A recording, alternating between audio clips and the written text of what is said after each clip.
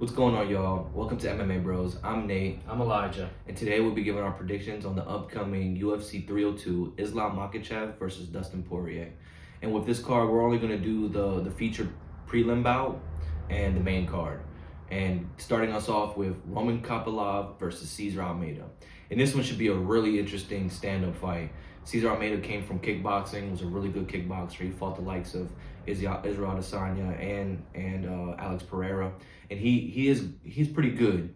But the thing is that he's not like one of those knockout artists. I mean, in his most recent fight, he finished Dylan Budka, but Dylan Budka was all over him and just hold him against the cage until finally Cesar Almeida was just hitting him with some good clinch striking to just crumble Dylan Budka. So he does have power, and he does stand in there. He has a good ability to stand up. And Roman Kopylov, on the other hand, he's way more all around, in my opinion. He can grapple a bit, he can do some wrestling, but his stand-up is where he shines the most as well. He's younger, he's faster, and he's able to get these things done in a much more entertaining fashion, unlike Cesar Almeida. Cesar Almeida tends to go to decision more, even in his kickboxing fights. He's only had one UFC fight. So this is one of those fights like, let's see what Almeida could really do. It's a huge step up in competition already, and he's only his second fight in the UFC. So, but I'm kind of leaning more towards Roman Kopylov. Like I was saying, he's younger, he's faster, he has more of a technical boxing style than Cesar Almeida does. He's way more a traditional kickboxer.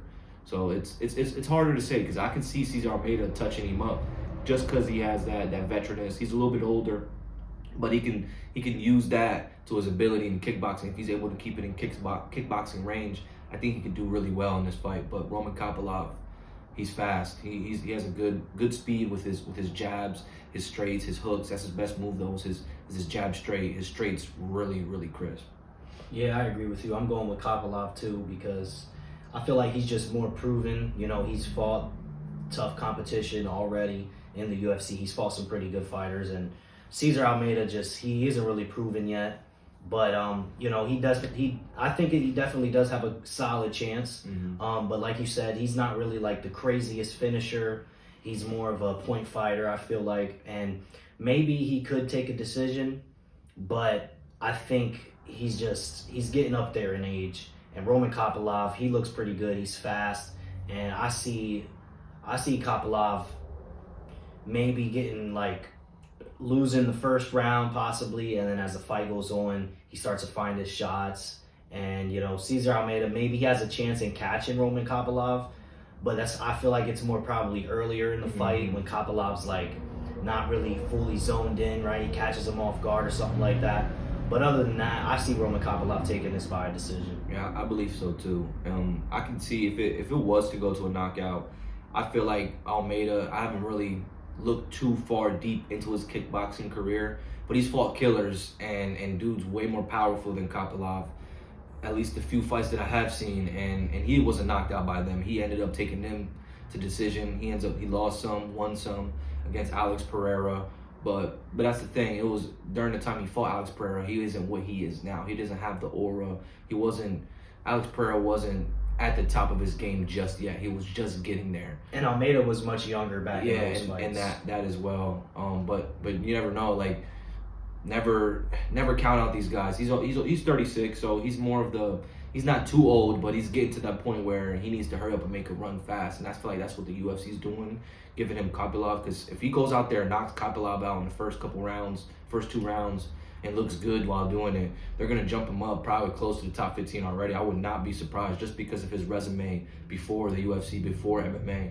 So we really got to see with this one. It's very interesting because the fact that it could go either way, mainly because they're the matchups. It's a very interesting matchup. But yeah, because they're both strikers. Like, and Almeida is a proven glory kickboxer who's got legit kickboxing, and Kopylov, we've seen his kickboxing. He could probably be a good glory kickboxer too as well, if he wanted to. But Kopylov, he's more experienced in MMA, and he also has the option to go for those takedowns and those key moments where there might be a close round. We don't know where it's going to go to, and then Kopylov could get a takedown and secure the round. And because of that, I just see Kopylov winning in more ways than I see Almeida. I'm going with you then too. It's definitely, I think Kopylov by decision, 100%. It could be a fire fight though. So. And opening up the main card, we got Randy Brown versus Alessio Zaleski dos Santos. And I'm going with Randy Brown on this one, and mainly because Zaleski dos Santos is kind of a on and off fighter. Like sometimes he looks really good. He knocked out Sean Strickland. He knocked out Benoit Saint Denis. And sometimes, Zaleski dos Santos looks really good, but then there's moments where he looks pretty bad. And Randy Brown, I feel like, is a much more consistent fighter. He's going to have the reach advantage. He's fought really good fighters in Jack Della Maddalena, and he's beaten really good strikers like Muslim Salikov, who's very explosive and has a lot of power, kind of similar to Zaleski dos Santos, kind of a similar style. And he pretty much smoked up Muslim Salikov and knocked him out with that straight right hand. I could see him doing the same thing to Zaleski dos Santos, fighting on the outside, using his kicks at range, and timing that right hand. And I see him catching Zaleski dos Santos and finish him off. Zaleski dos Santos is also getting up there in age. He's 37 years old, so he's not young. And, Randy Brown, like I said before, he's just a much more consistent fighter. Yeah, 100%. And what I've seen from dos Santos is mainly like he has that power. So if he does land on Randy Brown, I can see him definitely taking him out. I don't want to count him out 100% out of this fight. So like, don't like sleep on his power. Don't sleep on his explosiveness as well. The thing is too is like if he able to get in some grappling exchanges and maybe tire out Randy Brown and then catch him later on, I feel like that's a good chance. But for real, it's honestly his first round capabilities. And we've seen in his most recent fight, dos Santos, he got dropped in the first round by straight. What Randy Brown likes to use, that straight is crisp, just like Kopylov's. It's real quick, and it goes in and he has great timing. So if Randy Brown is able to just stay poised, stay calm in the moment, don't get overtaken by his pressure, because I feel like dos Santos will pressure him and try to get in there in the inside. And if Randy Brown's able to just catch him off of a counter, which most likely I feel like will happen, he could definitely put dos Santos on the ground, on the canvas. But it's like these fights, or this fight specifically, is I feel like it's more of a toss-up more than how my brother's saying it, just mainly because dos Santos has that. Well, I'm not saying that it's not that he's gonna. I'm picking Randy Brown. Yeah. Me too. I'm picking Randy Brown Zaleski too. dos Santos, like I said, he knocked out Sean Strickland. He knocked out Benoit. Yeah. I just think he's an on and off fighter. Yeah, for sure. I think so too. But he could be on this fight, off last fight, and this could be his on fight. You never know. But as I said, I'm still choosing Randy Brown as well because he's much more technically sound than dos Santos. But at any moment, dos Santos could definitely catch him with a wide swinging hook. And if it lands, he's able to. Randy Brown, I feel like he shouldn't get his back pushing up upon the cage. Just like in the next fight that we're going to be talking about, I think the Kevin Holland fight. It's around that same thing. As long as he doesn't stay his back against the cage, he's not going to give dos Santos the opportunity as well. But I think Randy Brown for sure. I think it's going to be a finish. This fight should be a finish, and I'm going to give it to Randy Brown, second round KO. As I was saying before, the next fight on the card, we got Kevin Holland versus Mikhail Olasechek. And this one's, I'm definitely more on the side of Kevin Holland because Olasechek, he's more of a brawler. And I feel like Kevin Holland tends to do really well against brawlers because of his range, his poisonous. He always struggles with the people like Wonder Boy that's able to outpoint him and eventually just tire him out into the later rounds. But I can also see Olasechek tiring him out as well and probably getting a finish. But I think that Kevin Holland's jiu-jitsu and his grappling is underrated compared to a lot of people. Granted, he's gotten beat by a lot of grapplers, and that's probably why people think about it. But the grapplers that he got beaten by were the top tier, the best of the best. So I think that if he's able to somehow get on top of Olasechek, it's going to be a bad day for him. But as well as the stand-up, on a more all-around facet, he just has more ways to take this to a finish and finish Olasechek. Olasechek is not anything. He's good, don't get me wrong, but he's not the most spectacular at anything specific. He's a brawler. He can get in your face and he can knock you out. Don't get me wrong, but he's not where he should be, where he is at in the division right now. He recently lost to Michel Pereira, but that's not that bad of a loss. But it's a guy coming up from welterweight and just dominating middleweight, so you can't blame that loss. But he still got submitted by someone that doesn't really do too many submissions. You know, don't get me wrong, he's Brazilian. They have that Brazilian jiu-jitsu, so that can come into factor. But granted, Michel Pereira, I mean, he dropped him and then submitted him, so that it kind of opened up the submission. But Olasejchuk is definitely vulnerable for grappling, in my opinion, especially someone that has good jiu-jitsu like Kevin Holland. Yeah, and I'm going with Kevin Holland too. Like you said, I feel like this is kind of similar to the last fight in the style matchup. But I'm more confident in Kevin Holland winning than Randy Brown, honestly, because like you said, like Mikhail Olasejchuk is more of a brawler in a way. He's not too technical from what I've seen from him. And Kevin Holland, he's going to have that reach. He's going to have that range. And I think he's just a much more technical striker than Mikhail Olasejchuk. Mm-hmm. And Olasejchuk, he kind of relies on his grittiness and making it a dogfight and, you know, you tiring out, trying to knock him out, and then he catches you. And Kevin Holland, I don't see him doing something like that. He's a much smarter fighter. He has a solid chin, eating so many spinning heel kicks from Wonderboy. And he's been hit with crazy spinning elbows from MVP, eating them flush on the chin. Mm-hmm. So Kevin Holland has an amazing chin. I don't see him getting knocked out. And maybe as the fight goes on, maybe he can get a little bit frustrated that he hasn't gotten a finish yet, and maybe Mikhail can take over and win a decision. But I'm going to go with Kevin Holland. I think he's going to probably knock him out in the first round. I'm going to go with. I think he's going to catch him with a straight right hand, similar to Randy Brown, and I think he's going to finish him off with either ground and pound or maybe even a submission. Yeah, I agree. Next fight up the card, we got the co-main event, Sean Strickland versus Paulo Costa. And here we finally start getting into the good fights, because this is a pretty crappy pay-per-view, if I'm being honest. The UFC needs to do a little bit better, because the best fights on this card are the main event and the co-main event. I mean, and it should be like that, but the undercard shouldn't be. I mean, Kevin Holland's a good one, but Randy Brown, no disrespect to Randy Brown, no disrespect. Shouldn't be on the main card of a pay-per-view. Exactly. It's no disrespect towards him. It's more of a, it seems more like a fight night. If they took those two, Kevin Holland versus Mikhail Olasejchuk shouldn't have been the featured fight. Yeah, that should have been like the opener of the main card. Exactly. But at least we got Strickland versus Paulo Costa, because this is a good fight. And I'm going with Sean Strickland. And I feel like Paulo Costa, he really does have a chance. I feel like he can catch Sean Strickland, particularly with a head kick. I could see him maybe catching him with a roundhouse to the face as Sean Strickland's parrying. He tries to parry a straight or parry a jab, and Costa comes over the top with a head kick. He's done it before to Yoel. Yoel ate it. He's landed head kicks on Whitaker. Whitaker was able to eat them. So I think Strickland will be able to eat it if he's able to land that head kick on him. And I just think Strickland's just a much better striker, and I think that's what we're going to see in this fight. He's going to be winning. He's going to be outstriking Paulo Costa. And there's going to be moments where Paulo Costa maybe lands a big head kick or a nice body kick, but he's only going to have a few of those moments. And for the most of the round, we're going to see Strickland beating Paulo Costa, especially as the fight gets later on in the third, fourth, and fifth. I think he's going to start to piece Paulo Costa up. But, you know, I don't want to say Paulo Costa doesn't have any chance. He looked pretty good. He looked pretty good in that Whitaker fight, you know, landing that spinning heel kick. Almost knocked out Whitaker. I don't think he's going to land a spinning heel kick on Strickland, but he still has a chance of landing something big.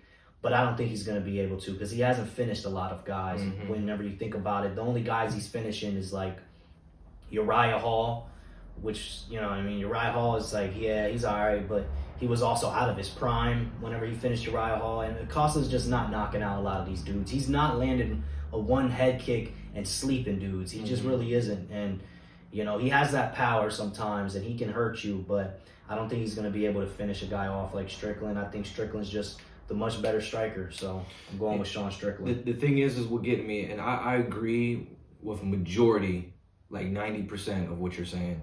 But if you look at the weigh-ins, Sean Strickland looked really, really drained in the weigh-ins. Granted, he can bulk up, and that can help him, but it didn't look like the best weight cut to me. I mean, look, he made weight. Don't get me wrong, but he looked really small up on that. Like, his stomach was super sucked in. Granted, it's weigh-in day, so you can't really go based off of weigh-in day usually. But Paulo, on the other hand, he still looked bloated and strong and made weight as well, I believe. I may be wrong on that. I believe he did make weight, but either way, if you want to go off of physical appearance, you're always going to choose the bigger looking guy. But here is Strickland's ability to turn an MMA fight into strictly just boxing. And he does that with the best of the best. We've seen that with Izzy. We've seen that with Dricus. He arguably won against Dricus, depending who you talk to. But the thing is can Paulo Costa catch him? That's his way of winning. He's not outpointing Strickland at all in this fight. And I can see, in the sense of being a 5-round fight, I think it leans way more towards Strickland because of his cardio. To be honest, he keeps the same speed. He keeps going, pressing forward. So Paulo Costa's going to have to be fighting for his life all 5 rounds, in my opinion. And Sean Strickland's just going to have to do what Sean Strickland does. But he tends to, he keeps a good guard up, the way his little Philly type shell, like a variant of a Philly shell. But it's more so the ability of Costa. I feel like it's going to be depending on Costa if Costa wins. That sounds weird. Because obviously the fighter, it's not going to be because of Sean Strickland so good. It's going to be because if Costa can get in there and get him, and that's anybody that Sean Strickland fights. Even just like with Abus Magomedov when Sean Strickland, that was all on Abus losing. That wasn't just Sean Strickland. That was on Abus giving up, being tired, getting beat down. So if Paulo Costa is able to get over that pressure, that's the biggest thing that Sean Strickland brings to the table, that pressure and that really good offensive and defensive ability with his hands.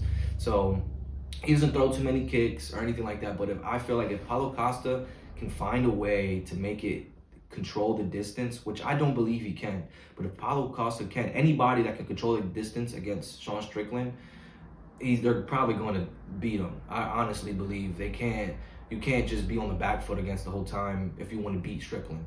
I mean, unless that's why Alex Pereira was able to knock him out, because he met him in the middle, wasn't scared of that, and just knocked him out clean, So, you got to meet him in the middle. You got to try to push Sean Strickland back. It might not work. You might not push him back, but if you can meet him in the middle and go after him, that's where Paulo Costa stands the best chance, I believe. He can't try to do what Izzy does and stay on the outside and pitter-patter shots and pointing him up. Paulo Costa's going to have to go out there and try to take his head off, which could be a bad thing. It could be a drawback because it's a 5-round fight, and he's going to tire Costa out. And he's probably going to, I think Sean Strickland most likely is going to break. If it's going to end in the finish, Sean Strickland's going to have to break him. He's going to have to slowly break his will to fight anymore for him to finish Costa. This most likely will make it all 5 rounds. It just all depends on their game plan. And we all know Sean Strickland's game plan. Costa, on the other hand, he's a little bit up in the air. So I'm also going for Sean Strickland. I think it's going to be go to decision. He's going to win by decision against Costa. Yeah, he could possibly maybe even get a late round, late 4th, 5th round TKO or something. I think so too, just because it's 5 rounds. If it was 3 rounds, it's definitely going to decision. But since it's 5 rounds, there's a chance that he could get a late stoppage. And I feel like Costa, he needs to knock out Strickland, like you said, and he just doesn't knock out a lot of dudes. He's got power, but he doesn't have as much power as you would think he has by just looking at him. You would think this guy packs a lot of power in his punches, but he kind of just has a thud to his punches. He's not sleeping dudes like Pereira. And I feel like if you want to have a style to beat Sean Strickland, you got to have a lot of power. Look at the guys who beat Strickland. Jared Cannonier, 1-punch knockout power. Dricus, 1-punch knockout power. Pereira, 1-punch knockout power. All these dudes that are beating Strickland, they have that power to sleep him. And Costa just doesn't, in my personal opinion. He has the power to hurt him, drop him, and TKO him. That's his way to win. I see him. That's the only way I see him win. Yeah, and I believe so too. I don't see it happening, but it could. Yeah, I'm not counting Costa completely out, but it just the way the styles is and what we've seen from Costa before, it's hard not to choose Sean Strickland, in my opinion. Granted, I'd love to see a knockout on either end. This one, I love both these fighters inside and outside the cage. Maybe, one of them's a little bit of a weirdo, racist type MAGA guy. That's nothing against him, America this, because I'm from America. Some of the pride is a little cringy, and the NPCs in the crowd cheering for him. That kind of, I like it at the end of the day, just mainly because it's that energy Not a lot of people can bring that energy. And then Paulo Costa is just a fucking hilarious dude, and you know his off his outside the octagon antics, the way he's joking, and the way he brings out, like, he's able to have a good little banter, even though his English isn't the most, his broken English, but he's still in there trying to put on a show in and outside the octagon. And that's what we like most. Like, some of the best fights we've seen from the middleweight division, Paulo Costa was in there. You know, against Yoel Romero is one of the greatest middleweight fights to not be a title fight. You know, so Paulo Costa, this can be a war. I feel like this could definitely be a war going back and forth. But Paulo Costa can't dwindle. He can't fold to Strickland's pressure. If he folds to Strickland's pressure, it's probably going to be an easy night, just another night for Sean Strickland. But if he's able to meet him in there and get in there and really get in his face, he has to get in Strickland's face, because if he doesn't, he's going to lose 100%. And for the main event, the fight that we've all been waiting for, literally, Islam Makhachev versus Dustin Poirier. And I'm torn on this one because my mind is telling me Islam, but my heart and my soul is telling me Dustin. This one's more of a, like, if I'm just tell you straight up, I'm gonna go for Dustin. Mainly because I believe in his ability. I believe that he has the will to break and finally rest for once and for all, is just to get rid of this Dagestani. You know, because, like, don't get me wrong, Dagestanis are great. They're hard, gritty. They have a different type of grappling strength. And yeah, it's MMA, and Islam's one of the best with his stand-up too. He has really good stand-up, but his boxing isn't there. His kickboxing, when it comes to just strictly using his kicks, and like, you've never seen Islam knock somebody out other than Volk, and that was also a kick. And Volk is way smaller. He's able to use that distance to advantage. Dustin's is Islam's height, so it's going to be much harder for, I believe, especially with Dustin's power. I mean, we saw what Gaethje did to Dustin, so that could definitely happen again. But I feel like Dustin Poirier has learned from that, and he's able to gain that knowledge to be able to beat Islam. You know, he's like another Khabib, but with better stand-up. That's literally how he is. He has the same grappling credentials, the same jiu-jitsu, the same submission attempts. His sambo is amazing. You know, he's a reason why he's pound for pound right now.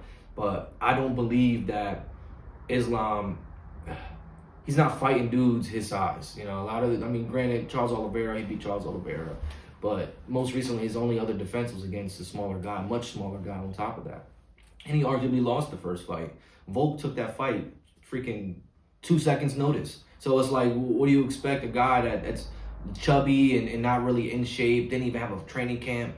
Like, that's what you expect a champion to do to somebody that does that. And I'm not trying to degrade that win for Islam, because it's a great win. It's Volkanovski. He's considered, just because of that, and then him losing to Poirier, it takes down his status. But you know, Volk is still Volk, and arguably, I think that he's one of the greatest. And for Islam to do what he did against him, that shows a lot of his stand-up evolution. But his boxing, if somehow Poirier is able to they're both southpaws, so it's going to be easier to see those takedowns. If Poirier is able to see that and hit him with a knee, maybe, like, you never know. Or I hope he doesn't jump the guillotine. He most likely will. I can see that happen. It's a 5-round fight, so if he can jump the guillotine, that's possible. But we know these Russian wrestlers, they train to be put in a guillotine and to survive it, not just to get out of it, but to survive it so they can last that long. So there's a good chance that even if he does get a good one in, Islam's probably not going to tap. I feel like reason why I'm going for Poirier is more of a soul pick. You know, if I was betting real money on the fight, I probably would go Islam. But because I'm just saying my predictions, I'm more being a hopeful that Dustin could just go in there and knock him the hell out, because it's over. Islam's not overrated, but once he gets knocked out by Poirier, if he gets knocked out by Poirier, then everybody's gonna be talking about how overrated he was. He hasn't fought this guy, he hasn't fought that guy. Because why is Islam trying to already go up a weight class, which makes no sense? He doesn't even take out the division. There's so many good matchups. Only time you go up in weight classes that quick is whenever the matchups are going, first off, on both divisions. Whenever there's nobody else to match up with him in his weight class, and then the guy above, there's no matchups in that. And welterweight, there's so many matchups they can make with Leon Edwards. There's still so many people in line already. So it's like, it doesn't make sense. They're just going to, if they do give him that, then it's just Dana White treatment all over again, just slurping all on these Dagestanis, which I don't really believe are the greatest MMA fighters. I still believe the Brazilians have it over. Like, there's way more Brazilians. There's been more Brazilian champions over time. The Russians just started getting in here, but that's more of a biased opinion than anything. Dustin Poirier, you got to go in there and knock him out. I believe you got to knock him out. Yeah, and honestly, I low-key, for real, I kind of have a feeling. I kind of just have a feeling, and maybe it's just because I want it to happen, but I think Poirier's going to pull it off. And I'm not saying just a hopeful pick. I'm saying put your money on it because Islam Makhachev might have staph infection. Oh, yeah, I totally forgot about that. And if that's the case, we've seen what just happened with Benoit Saint Denis. He had staph infection, and right after that first round, he just looked super slow. He looked like he was fighting in water. And if that's the case with Islam, if Islam has staph, Poirier survives that first round, he's going to knock him out in the second round. That's what I'm going for. I'm betting on that staph infection, and I'm betting on that curse, that Paulo Costa curse. Because almost every single card, if you guys don't know, almost every single card, pretty much every card Paulo Costa has been on, the champion has lost their belt. You can do the research on that. Look, I'm not going to talk too deep about it, but there's a curse called the Paulo Costa curse, where every champion loses their belt whenever he fights on the same card as them. So I'm going with that curse. I'm betting on that staph infection. Poirier's going to knock him out. But whenever I think about it realistically, and I think about it statistically and what I've seen from both of their careers, Poirier should get submitted, taken down, and submitted in the first or second. And maybe even with the staph, he still gets submitted in the first or something. But I'm betting on that staph. I'm betting on that fluke KO. I say go for Poirier. He's going to get that fluke win, and hopefully they make him not fight, not rematch Islam, so he can keep the belt. and this is kind of off topic here. Just think about this also, like you said, realistically. How come the only fighters we see getting staph infection and things are these French and freaking Russian fighters that be all like, come on, man, like clean your mats. Like, let's be honest, like it's always happening to them, always, and it's dirty. Like at the end of the day, it's dirty. Staph infection, you don't get it just because it's a random occurrence. Like, yeah, it's possible. Ringworm is more possible than a staph infection. You know what I mean? Like I've talked to wrestlers and people that I went to school with and different things like that, and every once in a while they'll get something just because of the sweat, and some people react differently to the sweat. But staph infection is just being dirty. So it's like, come on, bro. Like, you really want a dirty Dagestani freaking being champ? And I'm not trying to get into this. That's messed up and it sounds racist. No, it's not racist. He's Dagestani and he's dirty. I'm not saying all Dagestanis are dirty, but I'm just saying that it's dirty, bro. Like, come on. When have you ever seen Charles Oliveira? And he came from the favelas. Like, come on. He's never had staph infection. They're much cleaner over there, apparently, than these mountain men. So it's like, at the same time, it's like, it's almost like a professionalism thing. You have to stay healthy. Just like in NFL, NBA, they pay these people to be healthy off season as well, to take care of their bodies. And that's another thing in UFC, like, these guys should be more held accountable to certain things like that. Like, why would you want to fight a guy with staph infection? That's disgusting. You get sweat in your eye, get in your mouth. Well, here's the thing. Whenever they're fighting, obviously they're on antibiotics, so basically they're not having the effects of the staph infection. So what messes up with their performance? It isn't the staph infection; it's the antibiotics that they take. Yeah, exactly. It makes them more tired. It makes their muscles weaker and all different types of stuff. It pretty much messes with your cardio, and you gas out quick and you get weak. And if you don't take the antibiotics, the shit's just gonna spread. Exactly. So they have to take the antibiotics. If not, they're gonna be spreading it to other people. So I'm going with the curse. Yeah, me too. Staph infection. At this point, yeah. Another thing that I thought about on UFC 300. Remember the new trunks? Everybody got the new shorts. Yeah. Every single fighter that got the new shorts. Shout out to MMA Guru because he pointed out some of these things. He pointed out some every single fighter that got the new shorts won. Gaethje didn't get the new shorts, but Holloway did. Holloway knocked him out. Pereira got the new shorts. Jamal Hill didn't. Pereira knocked him out. Zhang Weili got the new shorts. Other girl didn't. Zhang Weili knocked her out.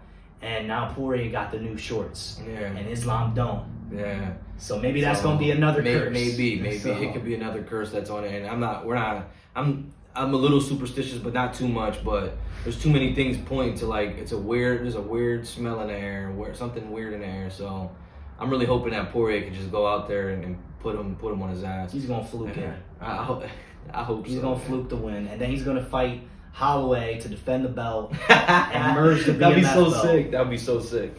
But either way, man, these two fights are very co-main and the main event. Obviously, this is what we're here for, and it should be some good fights. Something interesting is going to happen in both these fights. So, and then we're going to wrap it up here. Thank you for joining us at MMA Bros. I'm Nate. I'm Elijah. Hope you guys have a good night.